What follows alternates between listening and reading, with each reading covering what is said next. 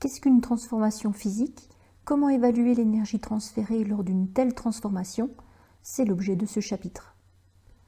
Revoyons déjà la notion de changement d'état étudiée au collège. La glace, l'eau liquide et la vapeur sont toutes composées de molécules d'eau identiques. Il s'agit là de différents états de la matière. Il n'y a pas de différence chimique entre ces substances. Seule la configuration physique de leurs molécules les rend si différentes.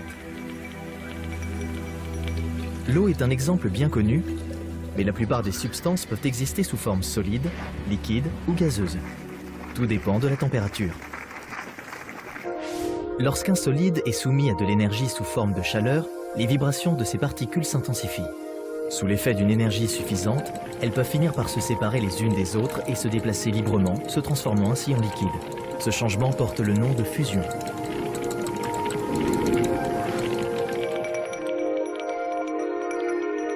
Chaque substance pure se met à fondre à une température fixe spécifique appelée point de fusion.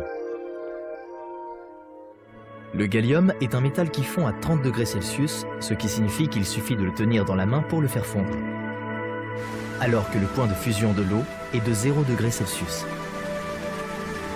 Étant donné que la fusion se produit à une température fixe, la substance solide conservera cette température jusqu'à ce qu'elle se soit entièrement transformée en liquide. La température de cette eau pure est donc de 0 degré, quelle que soit la quantité de glace présente.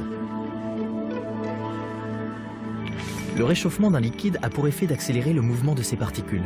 Sous l'effet d'une énergie suffisante, certaines particules proches de la surface résistent aux forces d'attraction et s'échappent pour se transformer en gaz. Il s'agit de l'évaporation.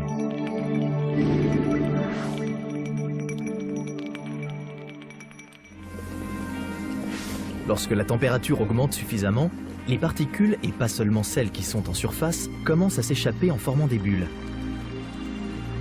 Au point d'ébullition, la température reste la même si l'on chauffe encore plus le liquide.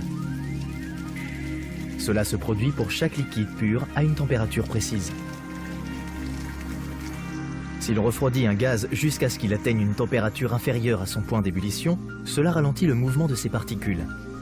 Le gaz redevient liquide, un changement portant le nom de condensation.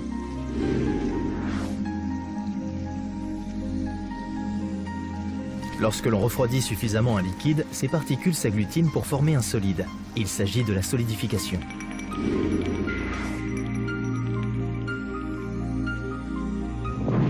Les points de fusion et d'ébullition de différentes substances ont un effet considérable sur le monde qui nous entoure, agissant sur les solides, les liquides et les gaz. Une transformation physique a donc lieu quand une espèce passe d'un état physique, solide, liquide ou gaz, à un autre. L'espèce chimique ayant subi la transformation physique ne change pas. Seules les interactions entre les molécules sont modifiées. L'équation d'un changement d'état à l'échelle macroscopique peut donc être symbolisée de la manière suivante, en prenant par exemple l'eau qui passe de l'état solide à l'état liquide. Seul l'indice change, mais la formule reste la même, c'est toujours la même espèce chimique. Des noms sont attribués au changement d'état. Lorsque le corps passe de l'état solide à l'état liquide, c'est la fusion. De l'état liquide à l'état vapeur, c'est la vaporisation. Et lorsqu'il passe directement de l'état solide à l'état gazeux, c'est la sublimation. Dans l'autre sens, vapeur liquide, c'est la liquéfaction. À noter qu'on peut utiliser le terme aussi de condensation. Liquide solide, c'est la solidification. Et lorsqu'on passe directement de l'état gazeux à l'état solide, c'est ce qu'on appelle la condensation solide. Si on s'intéresse à la température, eh bien lorsqu'on chauffe par exemple de l'eau liquide, l'agitation des molécules augmente. Et donc la température du milieu augmente. Mais à partir du moment où l'eau liquide passe à l'état de vapeur, eh bien la température reste constante. Donc tant qu'il y a coexistence des deux phases, liquide-vapeur, la température reste fixe.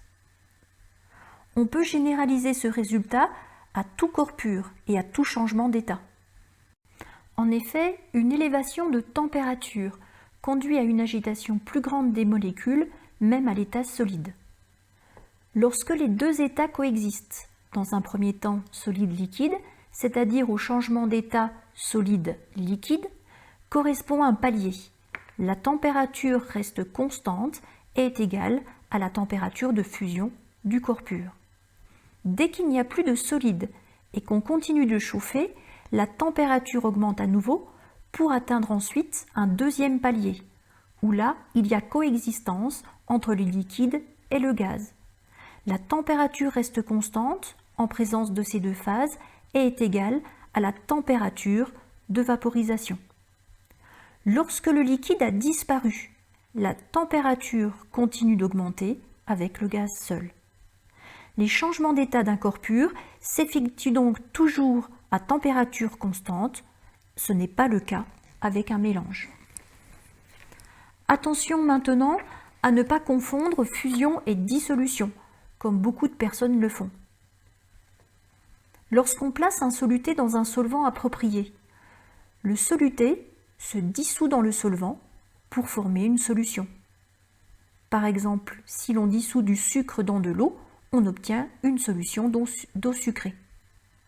Mais si on chauffe maintenant du sucre seul, celui-ci, pour une température de 186 degrés Celsius, va changer d'état, c'est-à-dire qu'il va fondre pour donner du sucre liquide.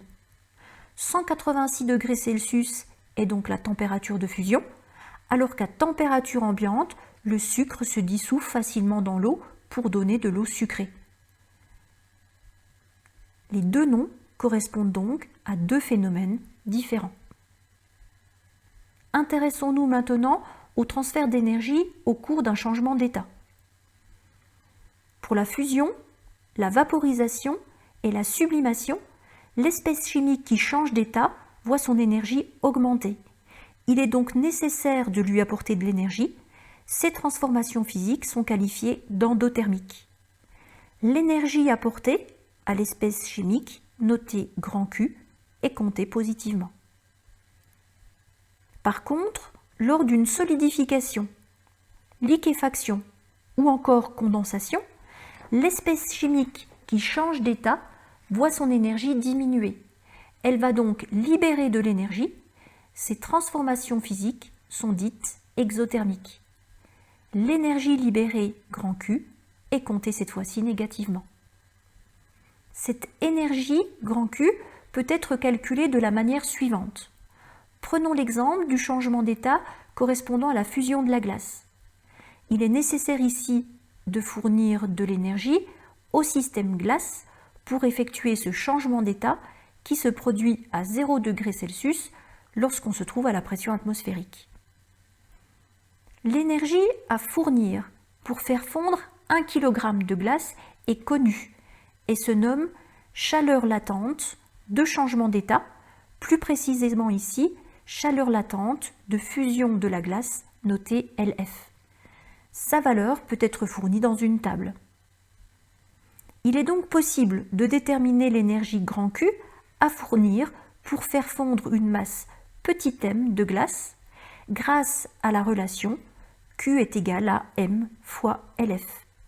L'énergie grand Q transférée lors d'un changement d'état peut donc être toujours déterminée.